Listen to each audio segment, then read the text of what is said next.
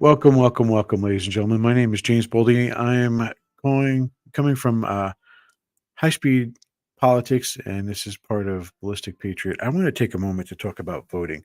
We're at a watershed moment in the history of the United States. These United States can come up with a solution to this problem real easy. Now, what's the problem? We have multiple instances, thousands, maybe even tens of thousands of instances of fraud and voter fraud and voter activity that is inappropriate or illegal.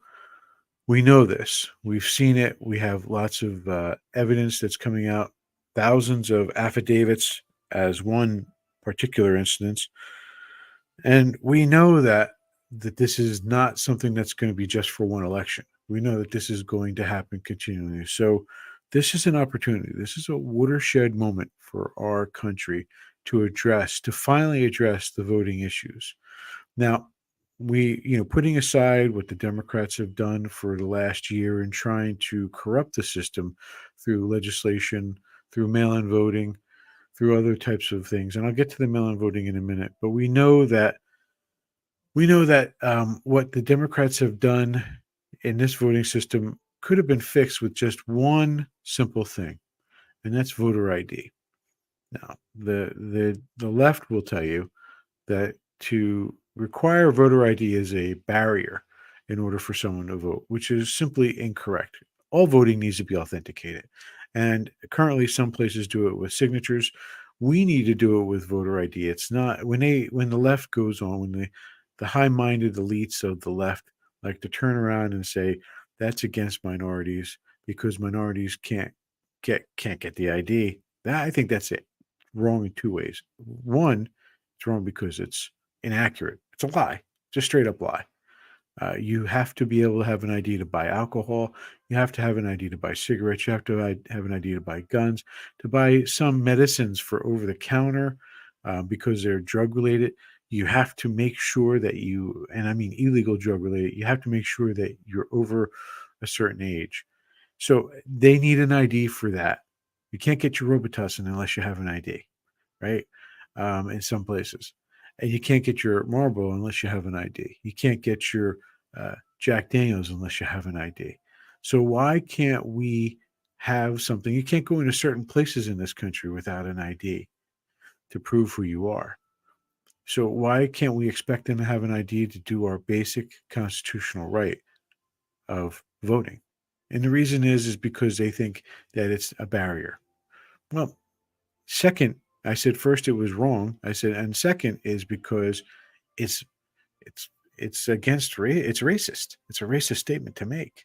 I mean, it's racist because you're saying minorities are incapable of getting an ID. Why? Because of what? Because they're minorities? Because they're going to be denied? Well, they would only be denied if they couldn't prove who they were, right? And the way couldn't, and they were a U.S. citizen. So that sounds to me like good reasons to deny somebody, not because of their skin color or because of their background or their culture. It's a good reason to deny them because they can't identify who they are legally. That's one of the things that we're missing in that conversation. They just want to throw up and call you a racist. Well, they're the racist. They're the ones who are acting racist. So that's one of the ways. I mean, voter ID takes care of that problem. And now let's deal with mail-in voting. Mail-in voting, we have a list of reasons why it's bad. But first off, it's easy. It's purposely made easy to be faked. You can fake somebody's vote. You can steal somebody's vote. You can steal my vote. You can find a dozen different ways to deny my vote. But if I have my finger, my ID, and I push that button with that picture of me, and somebody's checked my ID to make sure I'm voting, and I'm at the polling booth, well, I'm guaranteed to make sure my vote's going to count. I have at least a better chance that way than I do if I do it through the mail. And then we can have, we have a in-person voting. Then you say, well, the problem is, we have overcrowding and we have COVID. Well, first let's deal with COVID. This idea that COVID should be a limiter. Well, we have people lined up to go to DMV. We have people lined up at the ShopRite and all the different food stores lined up to buy their stuff at the Walmart, at the wherever they are. They're lined up. If they can line up there, they can line up to vote. And then lastly, the left continually, like their continual argument. COVID's like a this year argument, and probably next year and the year after, and every year beyond that. But up to this point, the big argument has been, well, there's not enough voting machines, and the lines are so long, it prevents people from, because you have to wait for hours and hours to vote. I agree. You shouldn't have to wait for hours and hours to vote, no matter where you are. And that's something supply side. It's supply and demand. Supply and demand. If you have a large supply of people who are going to vote, you should have a lot of polling booths. You should have a lot of places for people to vote. And if it means having 7 different places instead of the 2 that they have in a district, that sounds like it makes sense to me. It should make sense to anybody.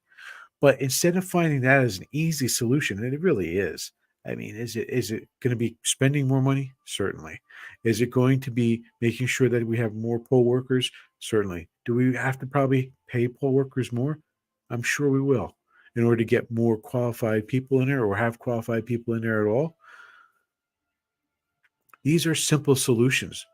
They're simpler solutions than what we're going through as a nation today. And so when the left sits there and tells you that President Trump didn't win, we know that that's going to come out different.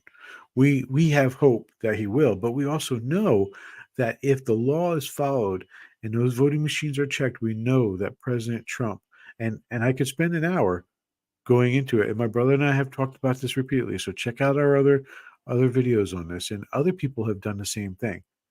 There's plenty of reason for there to be doubt about this election. There's plenty of reasons for us to change it in the future. So anything to get, their goal was anything to get rid of President Trump. Orange man bad. That's what we've seen. That's what we've heard. We know that this is their motto. This has been their driving force. That means that they will do anything they can in order to get rid of him.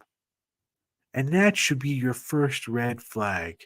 That should be the first thing that says maybe something did happen, because if they're willing to do anything, have riots, cause disturbances, change the law, co-opt the electronic systems, and turn them against our country, use the media as a crutch to falsify the elections, and then to spread hate about him.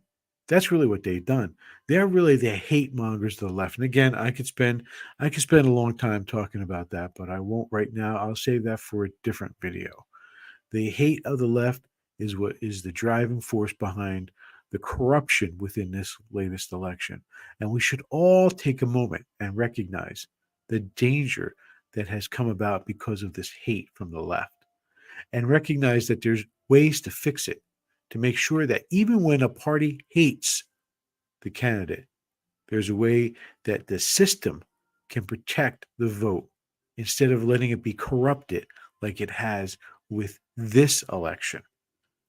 God bless you. If you listen to this to this as far as we've gone, please like and subscribe. Make sure you tell your friends about us. If you really enjoyed it, share it around the internet. Let's get this information out there, because the only way we're going to ensure our future is if we contain and control our present. God bless you. God bless President Trump. And God bless everything that you do. Have a great afternoon or evening or morning.